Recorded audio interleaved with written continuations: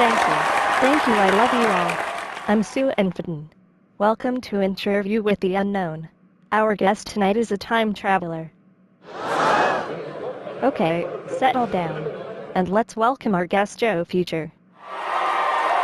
So Mr. Future, that isn't your real name, is it? No, Joe Future is not my real name. It is important that my true identity is not known while time traveling. It could cause a conflict in timelines. Is that also why you wear the costume? Oh no, the time where I am from, well, the environment has become quite harsh. From the moment we are removed from the incubator, we are fitted for an amniotic suit. It is a living organism, so it grows with you. Joe, just how far in the future are you from? And why is the environment so harsh? I can't tell you the time period I'm from. I can tell you what is now known as global warming causes what becomes an environmental apocalypse. Can you describe the conditions of your time? The planet is riddled with deformities, animal and plants. The air is heavy, most trees have very few leaves. Sea levels have risen sharply. The refugee situation is unmeasurable. Gee, is there anything good about the future? Or should we all just kill ourselves now? Yes there is. We've made great advances in space travel. Really?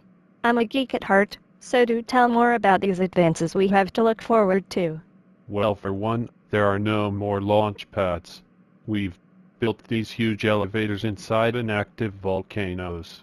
Now we simply load payload and crew onto the elevator and take it up to a waiting shuttle in a low orbit. Takeoff and landing has always been the most costly and dangerous in the space program. That has been basically eliminated, which has made it possible for us to colonize Mars. Wow.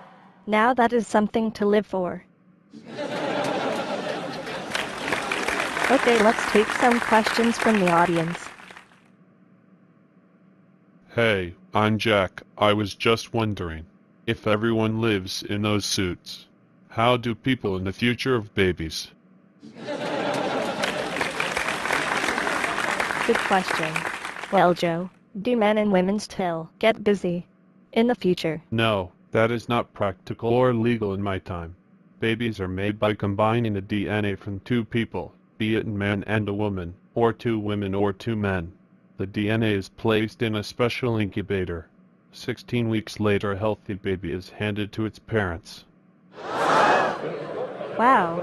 16 weeks and no stretch marks? Sign me up. Okay, next question. How many people are living on Mars? And what are the spaceships like that got them there? There is 124,000 people on Mars in my time period. The vessels we use to travel there are modified Trident submarines. Space and the ocean both present the same challenges. They both require an airtight vessel and they have to be able to withstand huge amounts of pressure. Okay, we got time for one more question. So what people on Mars eat? Well, before people could travel to Mars, we had to do some things to prep the environment. One of those things were we sent cockroaches to Mars. You've heard they could survive a nuclear war. Well, they can survive on Mars too.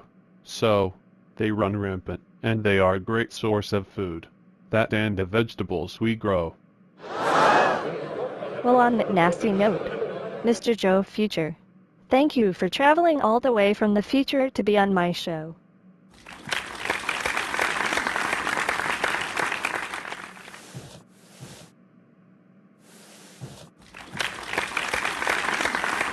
Thank you. I love you all.